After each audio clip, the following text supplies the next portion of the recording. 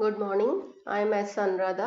Now let's continue our topic cloning vectors. This is the last chapter of first unit of animal biotechnology. Now in this chapter we are going to see what is the cloning vector.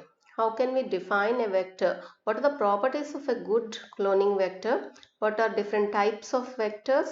Examples for those vectors? And what are the functions of each and every vector. This is most important in genetic engineering. Coming to introduction, a vector is a molecule of DNA where DNA of interest can be integrated. Simply we can say that vector is nothing but a vehicle for DNA transfer. That is, we are transferring a foreign DNA molecule with the help of a vector. So, vector is designed in such a way that it carries foreign gene into a host bacterial cell, and it is used to create genetically modified organisms. Vector is a carrier of foreign gene or genes. That is, not only a single gene, we can also transfer more than one gene. A cloning vector is a DNA taken from a virus, plasmid, or cells of higher organisms. So it can be taken from any of these. A vector contains features allowing for convenient insertion or removal of DNA. So in order to be a good vector, it should possess certain essential features. So let's see what are the essential features of a good vector. It should be capable of autonomous replication within a host cell. So what is this autonomous replication? Nothing but self-replication. This vector, it should be able to replicate by itself after entering into a host cell. It contains at least one restriction endonuclease site. This vector, it should contain at least one restriction endonuclease cleavage site on itself. That is, we already learnt the function of restriction endonucleases, isn't it? So, these restriction endonucleases, they are used to cleave a DNA at a restricted or particular site. Now, this vector should contain at least one site which can be cleaved by restriction endonucleases. Restriction endonucleases cleave చేయటానికి కనీసం ఒక site అనేది vector మీద ఉండాలి. Then only it is considered as a good vector. It should carry at least one gene for selection process.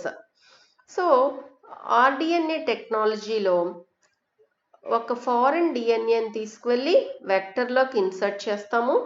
After that vector is made to enter into A bacterial cell, and that process is called transformation, and that bacterial cell now replicates and it produces daughter bacteria in which we can see the characters of both host cell as well as foreign cell. So that is a recombined product. This we have already discussed in our first PPT, process of producing foreign products with the help of rDNA technology. So ikkada selection process అంటే ఏంటి?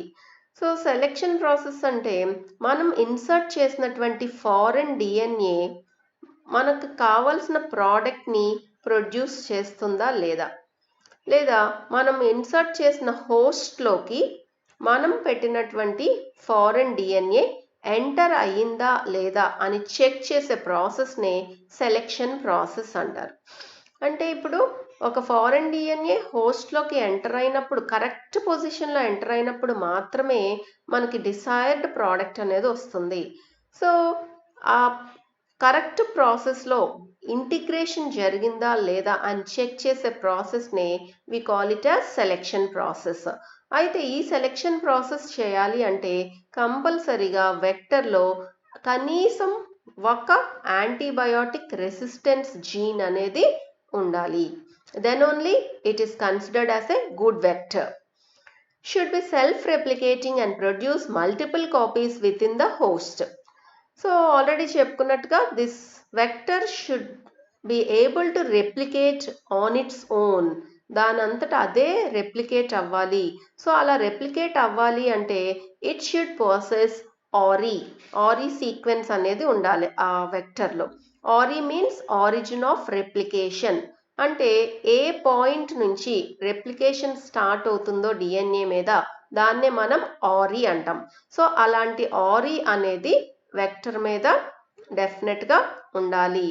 And it should be able to produce multiple copies with in the host. So అది హోస్ట్లోకి enter అయిన తర్వాత అది దానికి అదే ఓన్గా self replicate అయ్యి చాలా డాటర్ డిఎన్ఏ మాలిక్యూల్స్ని ప్రొడ్యూస్ చేసేటువంటి కెపాసిటీని కలిగి ఉండాలి. దాన్నే ప్రొడ్యూసింగ్ మల్టిపుల్ కాపీస్ అంటాం. సో ఎక్కువ నెంబర్ ఆఫ్ డాటర్ డిఎన్ఏని ఇస్తే మనకి ఎక్కువ ప్రోడక్ట్ అనేది ఫామ్ అవుతుంది. It should be small in size. అలాగే వెక్టర్ అనేది చాలా స్మాల్గా ఉన్నప్పుడే it is very easy to integrate with in the host cell. So all these are the essential properties of a good vector. సో ఒక డిఎన్ఏని ఒక వెక్టర్గా మనం యూస్ చేసుకోవాలనుకున్నప్పుడు దానికి ఈ పైన చెప్పుకున్నటువంటి ప్రాపర్టీస్ అన్నీ కూడా ఉండాలి. What are the types of cloning vectors? There are 6 major types of cloning vectors. Plasmid, phagemid, cosmid, back vectors, yak vectors, hack vectors, shuttle and expression vectors. Let's see plasmid vectors. The most important vector అనగానే మనకు first గుర్తొచ్చేది plasmid. And it is also widely used cloning vector. It is easy to prepare, it's cheap and it is very accurate. అందుకే దీన్ని best cloning వెక్టర్గా చెప్పుకోవచ్చు. Plasmid vector, it is a circular extra chromosomal DNA having a high copy number and replicating autonomously inside the bacterial cell. So plasmid అంటే it's an extra chromosomal DNA. Circular covalently closed DNA. First పీపీటీలో మనం already చెప్పుకున్నాం plasmid అనగానే 3 C's గుర్తుపెట్టుకోవాలి అని. First C circular, second C extra chromosomal, third C covalently closed. So ఈ plasmid అనేది extra chromosomal అన్నాం.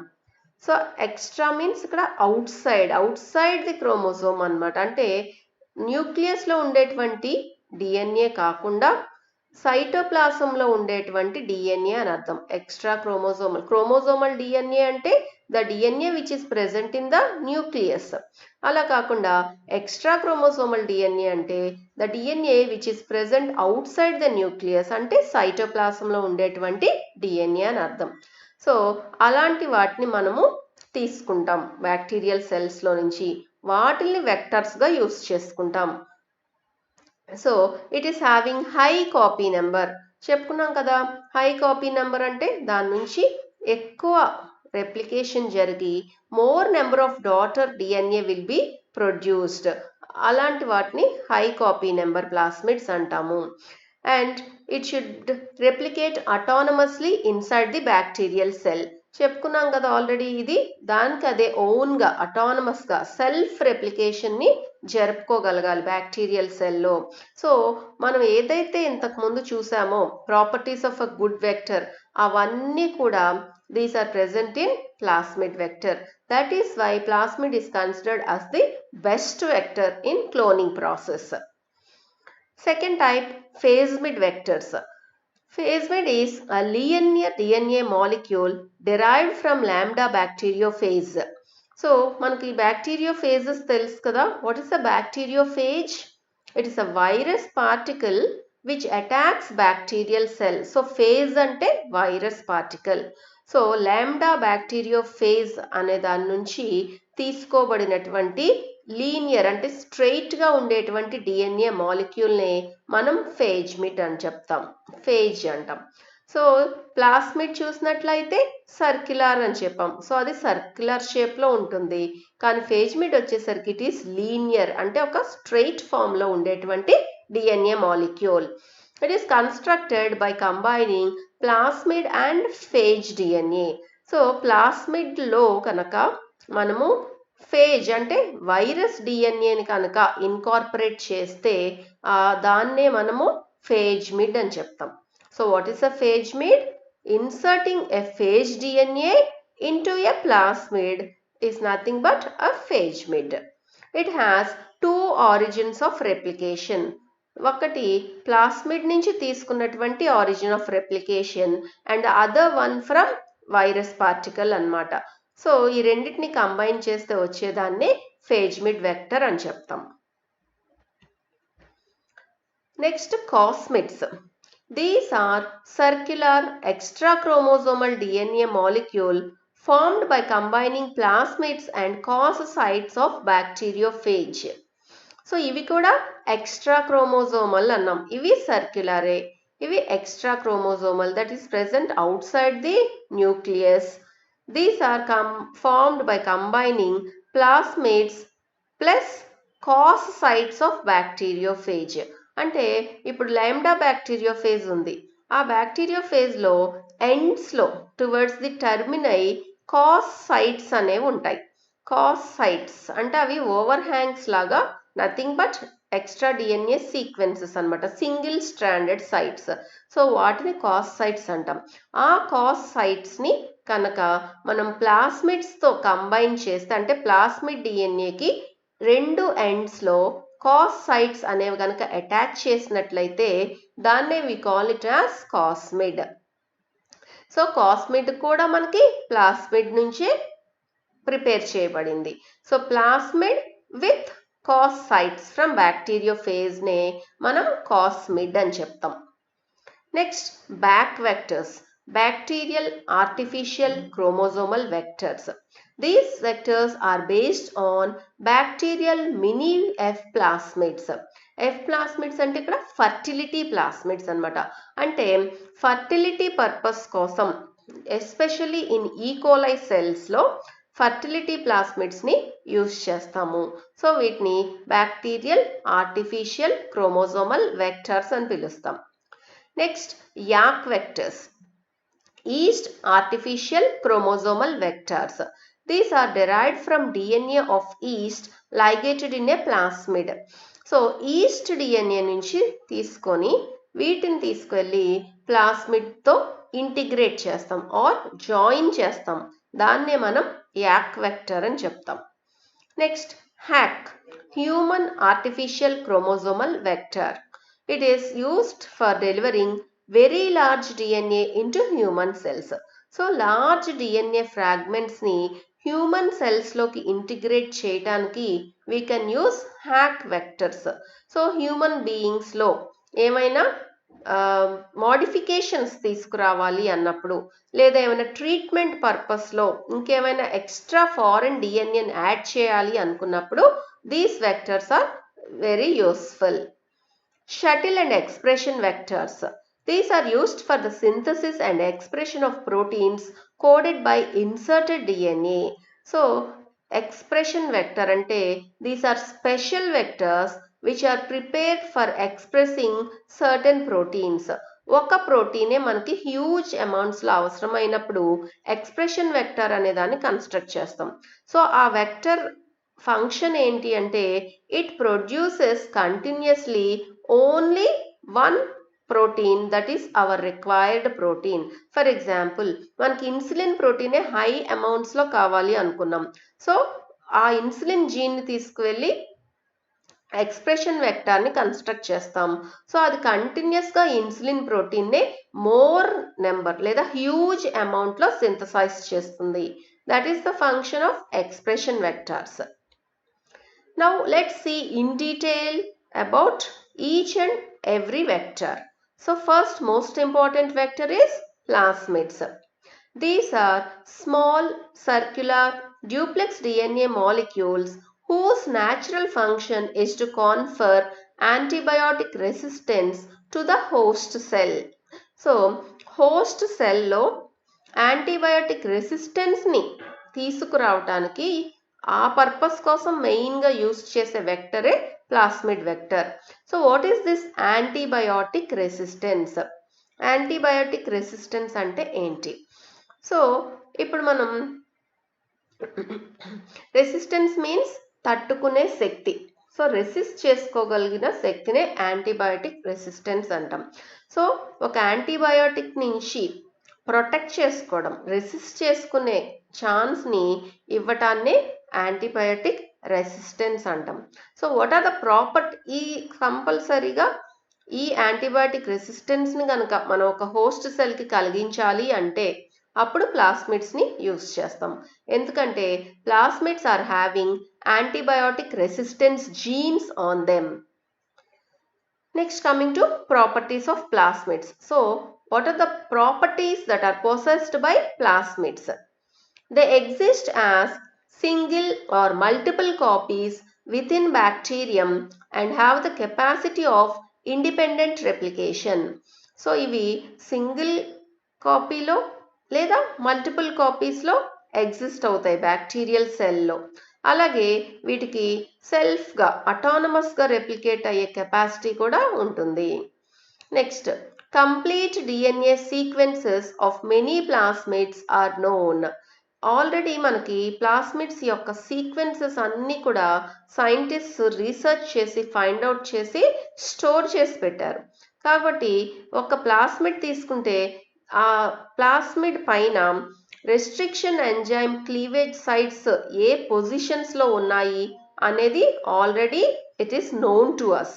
కాబట్టి అలాంటివి నోన్ డిఎన్ఏస్ కనుక తీసుకుంటే, నోన్ సైట్స్ని కనుక తీసుకుంటే it will be very easy to construct a vector. కాబట్టి వాటి సీక్వెన్సెస్ ఆల్రెడీ తెలుసు కాబట్టి we can easily insert A foreign DNA. మనం ఎక్కడ కావాల్సితే అక్కడ ఈజీగా ఫారెన్ డిఎన్ఏని ఇన్సర్ట్ చేసుకోవచ్చు.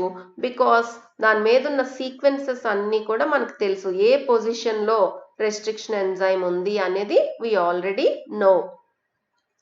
They are small and can be easily separated from the host chromosome. అవి చిన్నగా ఉంటాయి కాబట్టి హోస్ట్ నుంచి ఐసోలేట్ చేసుకుంటాం కూడా చాలా ఈజీగా ఉంటుంది ఆ ప్రాసెస్ అనేది. The inserted DNA can be easily removed by using original restriction endonuclease from the site of insertion. So already insert చేసేసినా కూడా దాన్ని మళ్ళీ రిమూవ్ చేసుకోవటం కూడా ఈజీగా ఉంటుంది.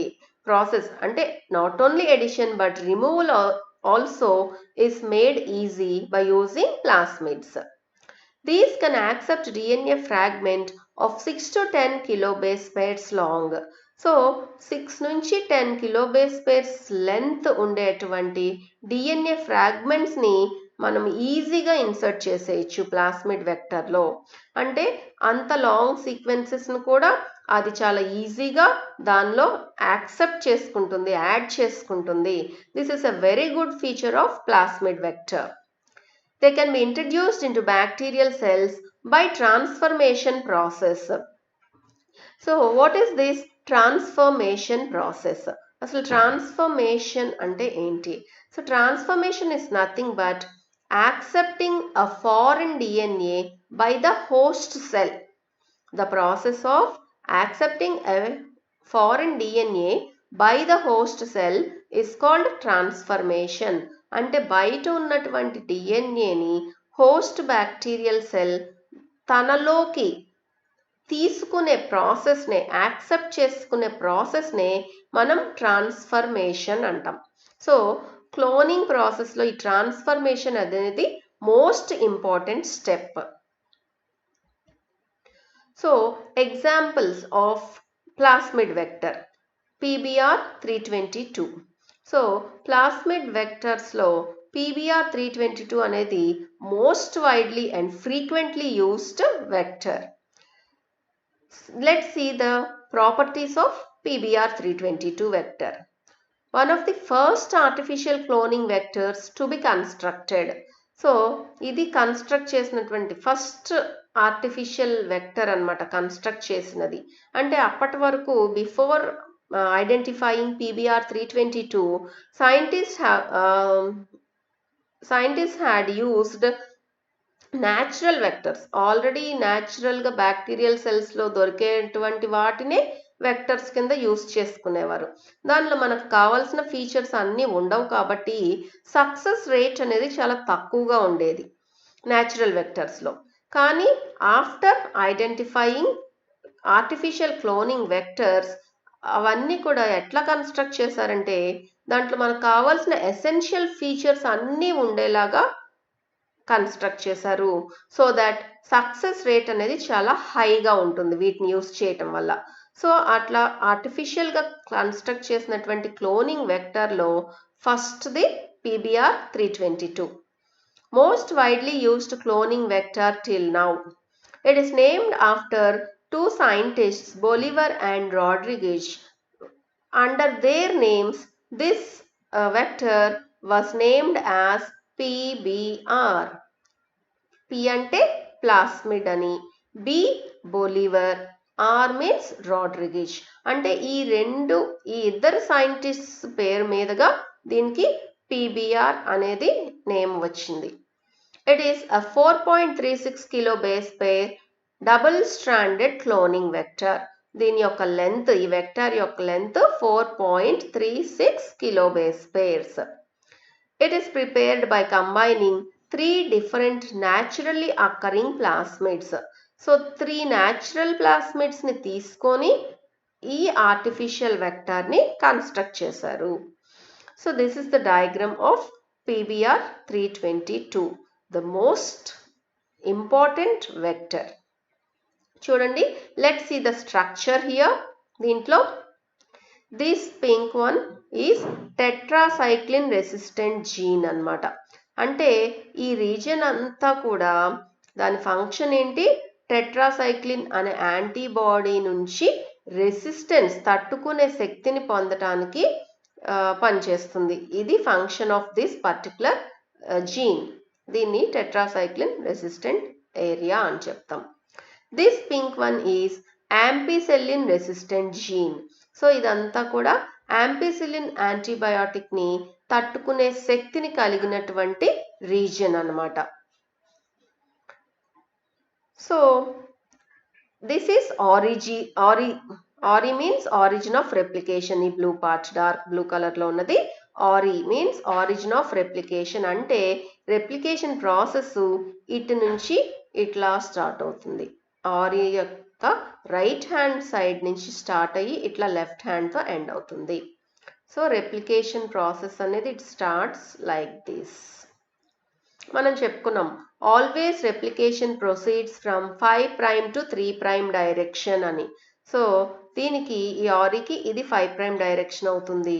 అట్లా స్టార్ట్ అయ్యి ఇది 3' అవుతుంది, ఇక్కడ ఎండ్ అవుతుంది. ఇప్పుడు ఈ సైట్స్లో యాంటీబయాటిక్ రెసిస్టెంట్ జీన్స్లో BAMH1, SAL1, EcoR1, CLAV1, HIND3, PVU1, PST1. So ఇవన్నీ ఏంటి అంటే restriction endonucleases, restriction endonuclease cleavage sites అన్నమాట. అంటే ఇక్కడ చూడండి EcoR1 రెస్ట్రిక్షన్ సైట్ అంటాం దీన్ని. ఇక్కడ ఉంది ఈ blue రీజియన్లో. It is in between ampicillin resistant gene and tetracycline resistant gene.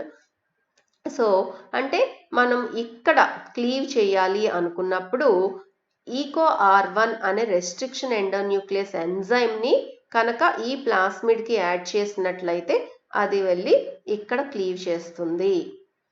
So cleave చేసి ఆ ప్లేస్లో మనం ఫారెన్ డిఎన్ఏని ఇన్సర్ట్ చేసుకోవచ్చు.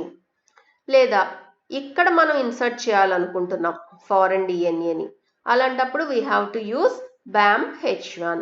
సో ఈ రెస్ట్రిక్షన్ ఎండోన్యూక్లియస్ని కనుక వేసి క్లీవ్ చేసినట్లయితే ప్లాస్మిడ్ని అది వచ్చి ఎగ్జాక్ట్గా ఈ రీజన్లో క్లీవ్ చేస్తుంది. సో ఈ ప్లేస్లో మనం ఫారెన్ డిఎన్ఏని ఇన్సర్ట్ చేసుకోవచ్చు. సో ఇప్పుడు మనకి ప్లాస్మిడ్లో ఎక్కడెక్కడ రెస్ట్రిక్షన్ ఎంజైమ్ సైట్స్ ఉన్నాయో మనకు తెలుసు కాబట్టి మనకి ఎక్కడ ఫారెన్ డిఎన్ఏని ఇన్సర్ట్ చేయాలనుకుంటున్నామో ఆ రీజన్కి తగినటువంటి రెస్ట్రిక్షన్ ఎంజైమ్స్ని యాడ్ చేసుకోవచ్చు. That is the function of restriction endonuclease cleavage sites. So ఈ ప్రాపర్టీస్ వస్తాయి. ఈ PBr 322 యొక్క ప్రాపర్టీస్ ఏంటి అంటే it contains coal even origin of replication. అంటే కోల్ ఈవెన్ అంటే ఈకోలై నుంచి తీసుకున్నటువంటి ఆరిజిన్ ఆఫ్ రెప్లికేషన్ ఉంటుంది, దాంట్లో ఆరి అంటాం దాన్ని. It contains 2 antibiotic resistance genes. చూసాం కదా ఇంతకు ఆల్రెడీ మనం 2 పింక్ రీజన్స్ ఉన్నాయి. One is ampicillin resistant gene and another one is tetracycline resistance gene. It contains 20 unique recognition sites for restriction enzymes. ఇంతక చాలా restriction enzyme names చూసాం మనము. So ఇలా ఆల్మోస్ట్ 20 restriction enzyme sites ఉన్నాయి వాటి మీద. 6 of these lie within the gene coding for tetracycline resistant gene. So tetracycline resistant gene ఆ pink ఏరియాలోనే మనకి 6 ఎంజైమ్కి రెస్ట్రిక్షన్ ఎంజైమ్కి సంబంధించినటువంటి క్లీవేజ్ సైట్స్ ఉన్నాయి. అలాగే 2 cleavage sites are located with in the promoter of tetracycline resistant gene, 3 in beta lactamase gene. So ఇలా different recognition sites ఎక్కడెక్కడ ఉన్నాయి అనేది ఇక్కడ డిస్క్రైబ్ చేశాడు. Cloning of a DNA fragment into any of these 11 sites brings out insertional inactivation of antibiotic resistance markers. So ఈ 11 sites-లో 6 + 2 + 3 ఈ 11 sites-లో ఎక్కడైనా కూడా మనం ఫారెన్ DNAని ఇన్సర్ట్ చేసుకోవచ్చు. అలా ఇన్సర్ట్ చేయటం వల్ల ఇన్సర్షనల్ ఇన్యాక్టివేషన్ అనే ప్రాసెస్ జరుగుతుంది. What is this insertional inactivation? Insertional అంటే ఫారెన్ డిఎన్ఏని ఇన్సర్ట్ చేయటం వల్ల ఇన్యాక్టివేషన్, అక్కడ జీన్ అనేది ఇన్యాక్టివేట్ చేయబడుతుంది. So insertional inactivation means by inserting a foreign DNA, that particular gene is being inactivated. ఇది ఎలాగో ఏంటో ఇన్ డీటెయిల్డ్గా నెక్స్ట్ ఎక్స్ప్లెయిన్ చేస్తాను మీకు. The gene of interest is spliced into tetracycline resistant gene cluster and E. coli cells are transformed. So మనం ఇక్కడ ఒక జీన్ని, ఫారెన్ జీన్ని జీన్ ఆఫ్ ఇంట్రెస్ట్ అని కూడా పిలుస్తారు. So gene of interest or foreign gene తీసుకువెళ్ళి టెట్రాసైక్లిన్ రెసిస్టెంట్ జీన్ని క్లీవ్ చేసి ఆ మధ్యలోకి ఇన్సర్ట్ చేస్తాము. Let's see the diagram for your easy understanding. So ఎక్కడుంది tetracycline resistant gene? This area.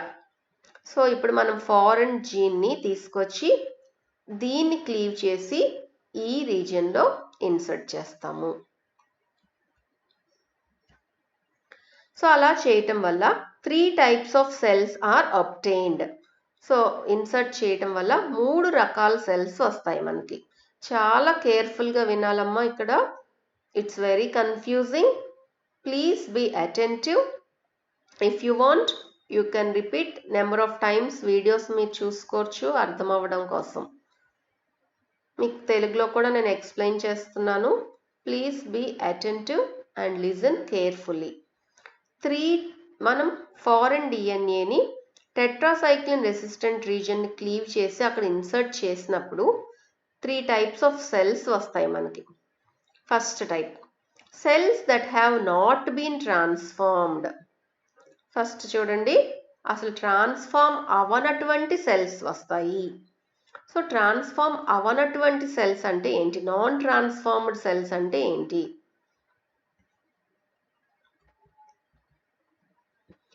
ఇక్కడ మనం ఫారెన్ డిఎన్ఏని ఇన్సర్ట్ చేసాం. అయితే ఇక్కడ మనకు కనిపించినట్టుగా ఇవన్నీ మన కళ్ళకి కనిపించవు.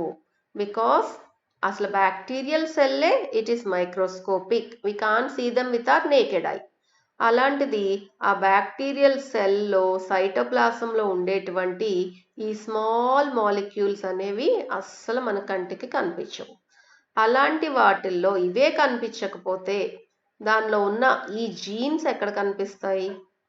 అలాంటిది ఆ జీన్లో ఇక్కడ కట్ చేసి ఇక్కడ ఫారెన్ డిఎన్ఏని ఇన్సర్ట్ చేయటం అనేది అసలు కంటికి కనిపించని ప్రాసెస్.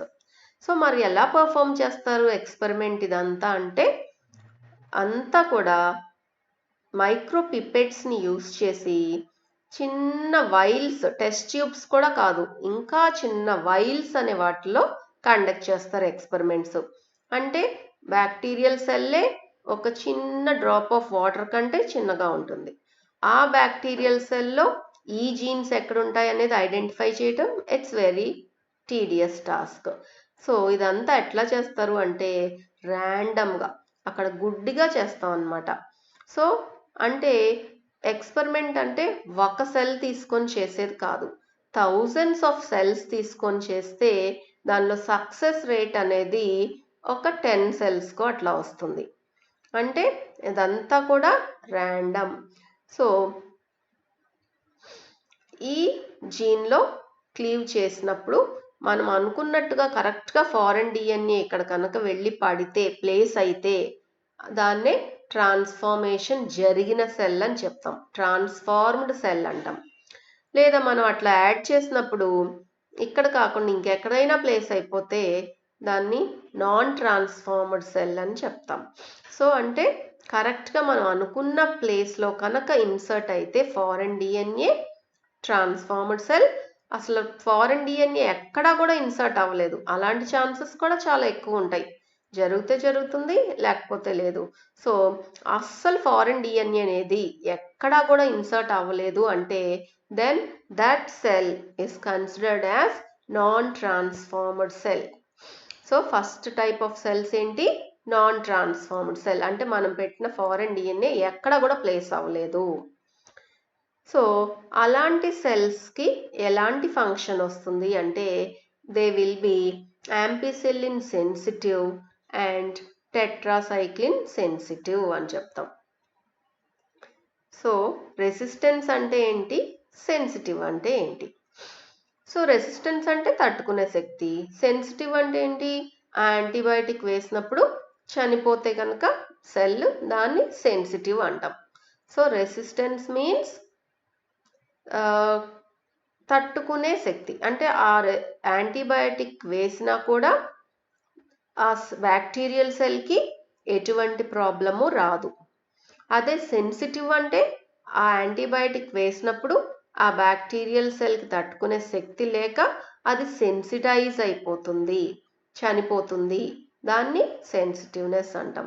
సో ఇప్పుడు మనం ఎక్కడా కూడా ఫారెన్ డిఎన్ఏ వచ్చి మనకి ఇన్సర్ట్ అవ్వలేదు అంటే ఇది ఇక్కడ అవ్వనప్పుడు ఈ రెసిస్టెన్స్ నేచర్ అనేది వెళ్ళదు హోస్ట్ డిఎన్ఏలోకి, హోస్ట్ బ్యాక్టీరియల్ సెల్లోకి.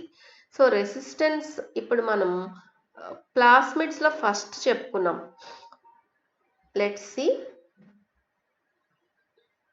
చూడండి first point, these are small circular duplex DNA molecules whose natural function is to confer antibiotic resistance to the host cell అని. అంటే ఒక హోస్ట్ బ్యాక్టీరియల్ సెల్కి యాంటీబయాటిక్ రెసిస్టెన్స్ని కలుగజేయటానికి ప్లాస్మిడ్స్ని వాడుతున్నాము అని చెప్పాం. సో ఇప్పుడు యాంటీబయాటిక్ రెసిస్టెన్స్ లేదు ఒక బ్యాక్టీరియల్ సెల్కి, కాబట్టి లేని క్యారెక్టర్ని మనం బయట నుంచి తీసుకువెళ్ళి దాని లోపల పెడుతున్నాం, దాన్నే క్లోనింగ్ ప్రాసెస్ అంటాం. అంతే కదా, ఒక దాంట్లో లేనిది కొత్త క్యారెక్టర్ని మనం ప్రొడ్యూస్ చేసేదాన్నే క్లోనింగ్ ప్రాసెస్ అంటాం. సో ఇప్పుడు ఆ బ్యాక్టీరియల్ సెల్లోకి ఈ ప్లాస్మిడ్ని ఇన్సర్ట్ చేస్తే గనక అప్పుడు దానికి ఈ టెట్రాసైక్లిన్ రెసిస్టెన్స్, యాంపిసిలిన్ రెసిస్టెన్స్ అనే లక్షణాలు వచ్చేవి. కానీ ఎప్పుడైతే ఇది ఆ హోస్ట్లోకి ప్రాపర్గా వెళ్ళలేదో దెన్ ఆ హోస్ట్కి ఈ ప్రాపర్టీస్ రావు. అలాంటి దాన్ని నాన్ ట్రాన్స్ఫార్మ్డ్ సెల్ అంటాం. అంటే బ్యాక్టీరియల్ సెల్లోకి ఈ ప్లాస్మిడ్ అనేది ఎంటర్ అవ్వలేదు అనేది. సో ఎప్పుడైతే ఎంటర్ అవ్వలేదో ఆ సెల్స్ ఏమైపోతాయి, tetracycline resistance and tetracycline sensitive and ampicillin సెన్సిటివ్గా అయిపోతాయి. అదే ఈ ప్లాస్మిడ్ వెళ్ళుంటే రెసిస్ట్ అయ్యేవి. సో వెళ్ళలేదు, అప్పుడు ట్రాన్స్ఫార్మ్డ్ సెల్స్ అని పిలుస్తాం వాటిని. సో ఇవి వెళ్ళలేదు కాబట్టి నాన్ ట్రాన్స్ఫార్మ్డ్ సెల్స్ అయిపోతాయి. నాన్ ట్రాన్స్ఫార్మ్డ్ సెల్ కాబట్టి ఈ క్యారెక్టర్స్ ఏమి దానిలోకి వెళ్ళవు. ఎప్పుడైతే రెసిస్టెన్స్ వెళ్ళలేదో ఇంక దాన్ని మనం ఏమని పిలుస్తాం? సెన్సిటివ్ సెల్స్ అని పిలుస్తాం. నెక్స్ట్, సో అది ఫస్ట్ టైప్ ఆఫ్ సెల్స్. 3 వస్తాయి అనుకున్నాం కదా. Next, cells that have been transformed with PBR322 but without foreign gene. చూడండి, ఇక్కడ ట్రాన్స్ఫర్మేషన్ జరిగింది దేంతో? ప్లాస్మిడ్తో, PBR322 అనే ప్లాస్మిడ్తో. బట్ వితౌట్ ఫారెన్ జీన్ అంటే దాంట్లో ఫారెన్ జీన్ లేదు, జస్ట్ వెక్టర్ మాత్రమే ఉంది. అలాంటప్పుడు వాటిని ఏమని పిలుస్తాం? Transformed cells but non recombinant cells. Transformation జరిగింది అంటే వెక్టర్ వెళ్ళింది హోస్ట్లోకి, కానీ వెక్టర్లో ఫారెన్ DNA లేకుండా వెళ్ళింది. అంటే ట్రాన్స్ఫార్మ్డ్ సెల్సే కానీ ఉపయోగం లేని సెల్స్, ఎందుకంటే ఫారెన్ DNA అనేది వెళ్ళలేదు. సో అప్పుడు ఎలాంటి క్యారెక్టర్స్ వస్తాయి ఆ bacterial సెల్కి?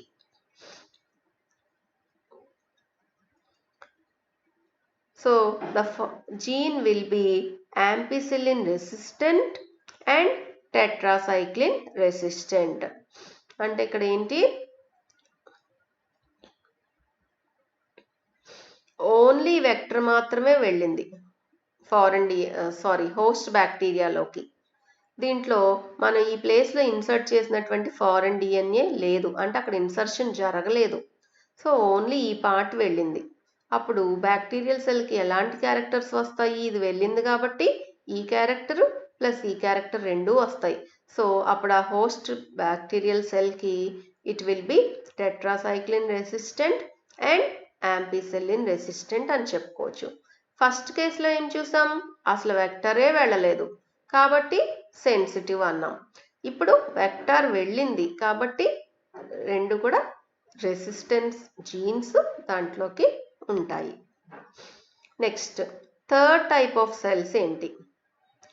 Cells containing foreign gene in PBR322 at tetracycline resistant gene. అంటే ఇప్పుడు థర్డ్ కేస్ ఆఫ్ సెల్స్ ఏంటంటే transformed cells and also recombinant cells. అంటే ట్రాన్స్ఫర్మేషన్ జరిగింది, ఫారెన్ జీన్ కూడా వెళ్ళింది వెక్టర్తో పాటు, అందుకనే రికంబైన్డ్ సెల్స్ అంటాం వీటిని. ఇక్కడ సెకండ్ కేసులో ఏంటి? Transformation with only PBR322 but not with foreign gene. So ఇక్కడ ఏంటి? ఫారెన్ జీను ప్లస్ వెక్టర్ రెండు వెళ్ళి, అది కూడా ఎక్కడ? టెట్రాసైక్లిన్ రెసిస్టెంట్ జీన్లో. అంటే మనం అనుకున్నట్టుగా టెట్రాసైక్లిన్ రెసిస్టెంట్ జీన్లో ఈ పార్ట్లో ఫారెన్ DNA కరెక్ట్గా ఇన్సర్ట్ అయిందనమాట. సో ఇక్కడ ఇన్సర్షన్ జరిగింది. ఇంతకు ఇన్సర్షనల్ ఇన్యాక్టివేషన్ అని చెప్పాను మీకు ఒక పాయింట్. సో ఇన్సర్షన్ జరగటం వల్ల జీన్ ఇన్యాక్టివేట్ అయిపోతుంది అన్నాను. సో ఎప్పుడైతే టెట్రాసైక్లిన్ రెసిస్టెంట్ జీన్లో ఫారెన్ DNA వచ్చి ఇన్సర్ట్ అయ్యిందో ఈ జీన్ దాని యొక్క యాక్టివిటీని లూజ్ అవుతుంది, ఇన్యాక్టివేట్ అయిపోతుంది. ఎందుకంటే ఒక జీన్ ఎప్పుడు కూడా ఇంటాక్ట్గా ఉండాలి. దాని మధ్యలో కట్ చేసేసామంటే దాని యొక్క ఫంక్షన్ అది లూజ్ అయిపోతుంది. సో ఇక్కడ ఫారెన్ DNAని ఈ ప్లేస్లో మనం చేయటం వల్ల ఈ టెట్రాసైక్లిన్ రెసిస్టెంట్ జీన్ అనేది దాని ఫంక్షన్ని కోల్పోయింది. అంటే అప్పుడు అది రెసిస్టెంట్ జీన్ అవ్వదు, దాని ఫంక్షన్ పోతే అది ఏమవుతుంది? సెన్సిటివ్ జీన్ అయిపోతుంది. అర్థమవుతుందా? సో ఇప్పుడు ఇది ఈ పార్ట్ సెన్సిటివ్ అయిపోయింది, ఇది మాత్రం యాసిటీస్గా ఉంది. సో ఇప్పుడు ఇట్లాంటి వెక్టర్ కనుక హోస్ట్ బ్యాక్టీరియాలోకి వెళ్తే దానికి ఎటువంటి క్యారెక్టర్స్ వస్తాయి? ఇది ఇన్యాక్టివ్ అయిపోయింది కాబట్టి టెట్రాసైక్లిన్ సెన్సిటివ్ అని చెప్పొచ్చు ఆ సెల్స్ని. ఇది యాసిటీస్గా ఉంది కాబట్టి యాంపిసిలిన్ రెసిస్టెంట్ అని చెప్పచ్చు. సో ఇట్లా వెళ్ళినప్పుడు థర్డ్ టైప్ ఆఫ్ సెల్స్లో ట్రాన్స్ఫార్మ్డ్ రీకాంబినెంట్ సెల్స్లో ఏం క్యారెక్టర్స్ వస్తాయి, ఎలాంటి లక్షణాలు వస్తాయి ఆ బ్యాక్టీరియల్ సెల్కి అంటే ampicillin resistant and tetracycline sensitive. So ఇది కొంచెం complicated concept, but try to understand. I'll repeat once again for your better understanding. So మనం ఒక జీన్ ఆఫ్ ఇంట్రెస్ట్ని వెక్టర్లోకి పెట్టినప్పుడు we'll get 3 types of cells. First type of cells non transformed cells. అంటే అసలు ఆ వెక్టరే బ్యాక్టీరియాలోకి enter అవ్వలేదు. So enter అవ్వనప్పుడు దానికి కొత్త లక్షణాలు రావు. సో అంటే రెసిస్టెన్స్ లక్షణాలు రావు. అప్పుడు వాటిని సెన్సిటివ్ అంటాం. So ampicillin sensitive, tetracycline sensitive అంటాం. Second type of cells transform అయ్యింది దేంతో, ఓన్లీ వెక్టర్తో, PBr322 అనే వెక్టర్తో, but not with foreign gene. Foreign gene వెళ్ళలేదు, ఓన్లీ వెక్టర్ వెళ్ళింది. అలాంటప్పుడు వెక్టర్లో ఉన్న లక్షణాలు ఆ బ్యాక్టీరియల్ సెల్కి అందుతాయి. వెక్టర్లో ఏం లక్షణాలు ఉన్నాయి, యాంపిసిలిన్ రెసిస్టెంట్ లక్షణం అలాగే టెట్రాసైక్లిన్ రెసిస్టెంట్ ఫంక్షన్ రెండు ఉన్నాయి. సో ఇవి రెండు కూడా వెళ్ళినాయి. అలాంటి వాటిని ఏమని పిలుస్తాం, transformed cells but non recombinant cells అంటాం. Third type of cells containing foreign gene in PBr322 at tetracycline resistant gene. అంటే ఇదన్నమాట మనకు యాక్చువల్గా కావాల్సిన type of cells. Foreign gene plus vector కూడా వెళ్ళాలి. అది కూడా ఎక్కడ వెళ్ళాలి, ఈ రీజియన్లో, టెట్రాసైక్లిన్ రెసిస్టెంట్ రీజియన్లో వెళ్ళాలి. అంటే దీన్ని క్లీవ్ చేసేసి ఈ మధ్యలోకి ఈ ఫారెన్ డిఎన్ఏని ఇట్లా పెట్టేసాం. ఇలా పెట్టినప్పుడు ఈ టెట్రాసైక్లిన్ రెసిస్టెంట్ జీన్లో ఇన్సర్షనల్ ఇన్యాక్టివేషన్ అనే ప్రాసెస్ జరుగుతుంది. ఇన్సర్షనల్ ఇన్యాక్టివేషన్ అంటే దాన్ని ఇన్సర్ట్ చేయటం వల్ల ఫారెన్ జీన్ని ఆ ప్లేస్లో ఆ జీన్ అనేది ఇన్యాక్టివేట్ అయిపోయింది. యాక్టివ్గా ఉంటే ఇది టెట్రాసైక్లిన్ రెసిస్టెంట్గా ఉండేది. ఇన్యాక్టివేట్ అయిపోవటం వల్ల టెట్రాసైక్లిన్ సెన్సిటివ్ అయిపోతుంది. కానీ యాంపిసిలిన్ రెసిస్టెంట్ జీన్లో ఎటువంటి మార్పు ఉండదు. కాబట్టి వచ్చే సెల్స్లో ampicillin resistant and tetracycline sensitive అనే రెండు లక్షణాలు మనకి కనిపిస్తాయి. వీటిని ఏమని చెప్తాం, వీటిని ఏమని పిలుస్తాము అంటే ట్రాన్స్ఫార్మ్డ్ రీకాంబినెంట్ సెల్స్ అని పిలుస్తాం. So that's it. అది ప్లాస్మిడ్స్ గురించి. చాలా చాలా ఇంపార్టెంట్ ప్లాస్మిడ్ టాపిక్ అనేది. Next coming to second type of vector, phagemids. Phage అంటే వైరల్ పార్టికల్.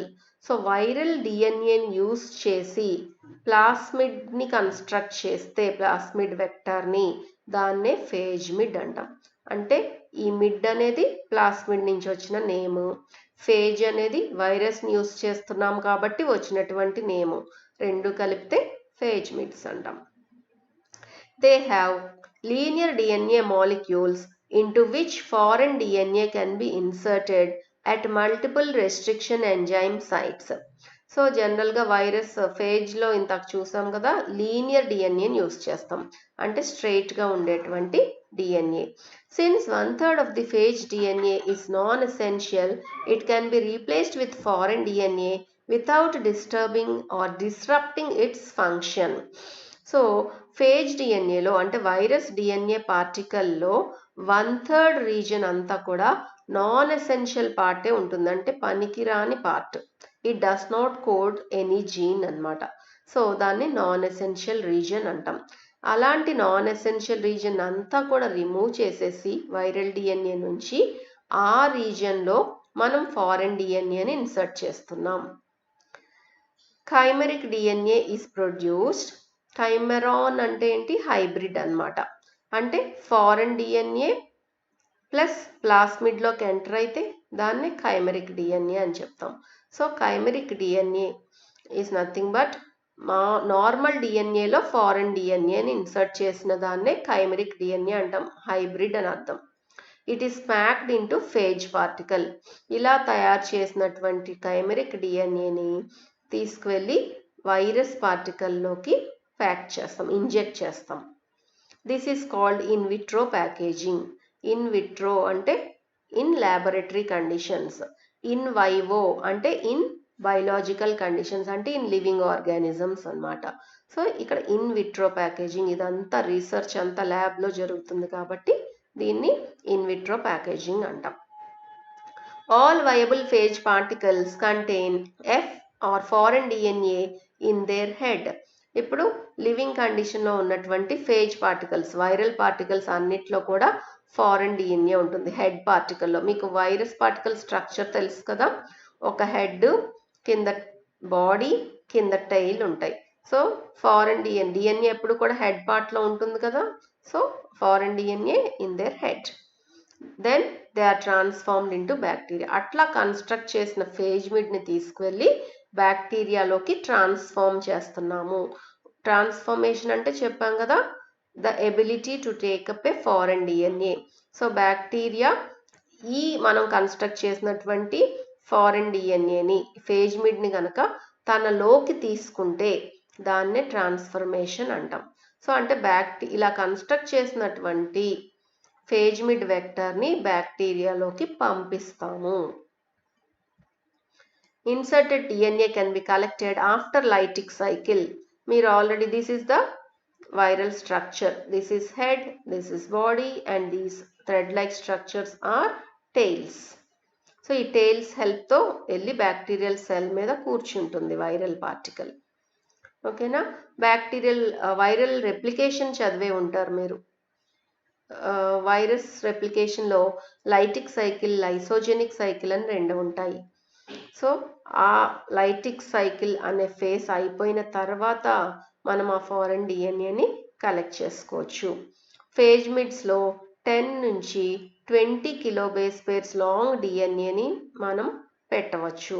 ఇంత ప్లాస్మిడ్స్లో చూసాము 6 to 10 అని చెప్పుకున్నాం.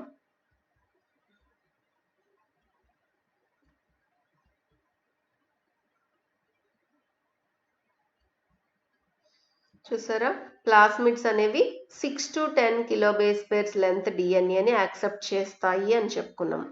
అదే ఫేజ్ మిడ్కి వచ్చేసరికి ఇంకా ఎక్కువ పెద్ద లెంత్ ఉన్నటువంటి డిఎన్ఏ 10 to 20 కిలోబేస్ పేర్స్ లాంగ్ అంటే చాలా ఎక్కువ ఫారెన్ డిఎన్ఏని మనం ఫేజ్ మిడ్స్లో పెట్టవచ్చు.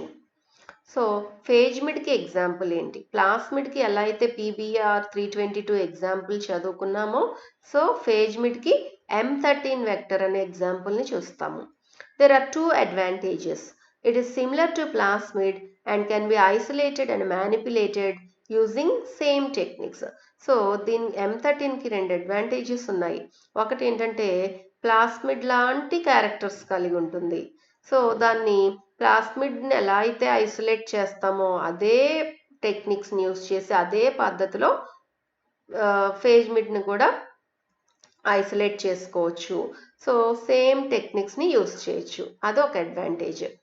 Next SSDNA produced is very useful in many techniques. Single stranded DNA వస్తుంది దీంట్లో. బ్యాక్టీరియాలో ఇక్కడ వైరల్ పార్టికల్స్లో మనం చూసేది సింగిల్ స్ట్రాండెడ్ డిఎన్ఏ. సో అలాంటి సింగిల్ స్ట్రాండెడ్ డిఎన్ఏని మనం చాలా టెక్నిక్స్లో యూస్ చేసుకుంటాం. For example DNA sequencing technique ఉంది, మీకు అది నెక్స్ట్ చాప్టర్స్లో వస్తుంది. ఆ టెక్నిక్ కోసం మనకి సింగిల్ స్ట్రాండెడ్ డిఎన్ఏ మాలిక్యూల్స్ అవసరపడతాయి. సో ఇలాంటి వాటిని ప్రొడ్యూస్ చేసుకోవటం కోసము మనం ఈ వెక్టర్ని యూస్ చేస్తాము. It's genome size is 6407 base pairs. So దీని లెంత్ అంత ఉంటుంది. దాంట్లో 507 బేస్ పేర్స్ అనేది ఇంటర్జెనిక్ రీజన్ అని చెప్తాం. సో ఇంతకు చెప్పాను కదా, non essential region or intergenic region అంటాం. అంటే అది దేనికి పనికిరానటువంటి రీజన్ అన్నమాట. కాబట్టి మనం ఈ పనికిరానటువంటి 507 బేస్ పేర్స్ రీజన్ని రిమూవ్ చేసేసి ఆ ప్లేస్లో ఫారెన్ డిఎన్ఏని మనం ఇన్సర్ట్ చేసుకోవచ్చు. That is another advantage. This is used to construct M13 MP series of vectors by inserting a polylinker or LAGZ peptide sequence into this region. So దీంట్లో ఒక పాలీలింకర్ are M13 gene అంటాం.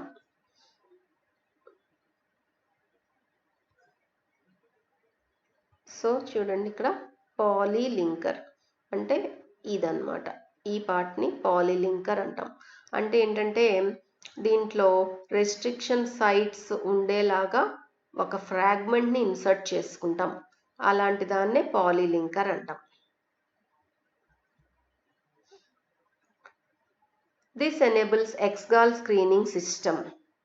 అంటే X gal అనేది ఒక type of screening అంటే ఏంటో చెప్పుకున్నాం already.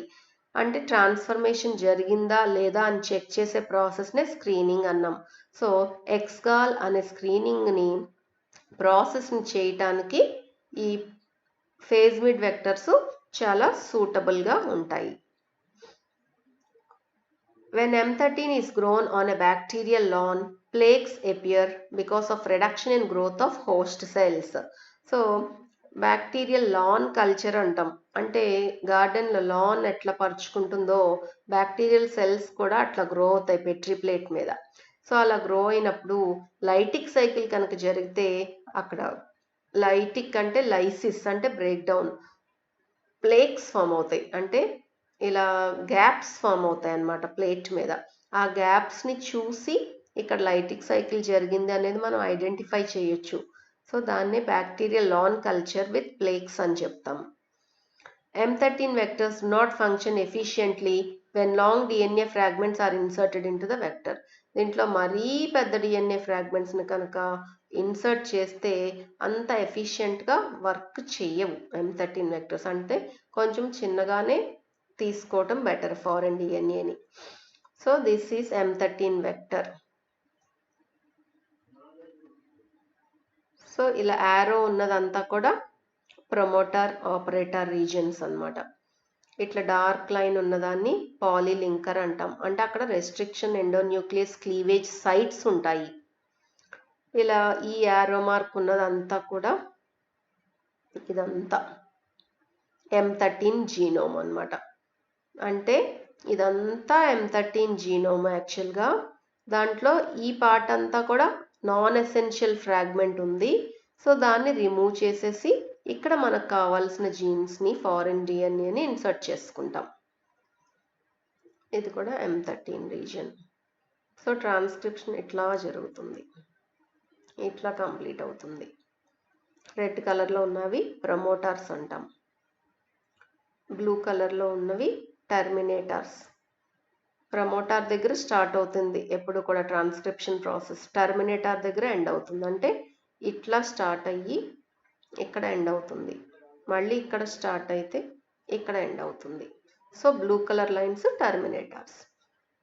ఇది చూడండి బ్లాక్ యారో ఆరి అంటాం, అంటే origin of replication. So replication process start అయ్యేది ఇక్కడ. ఇది ఇటు నుంచి జరుగుతుంది. సర్క్యులర్ డిఎన్ఏలో రెండు వైపుల నుంచి జరుగుతాయి. బై డైరెక్షనల్ రెప్లికేషన్ అంటాం దాన్ని.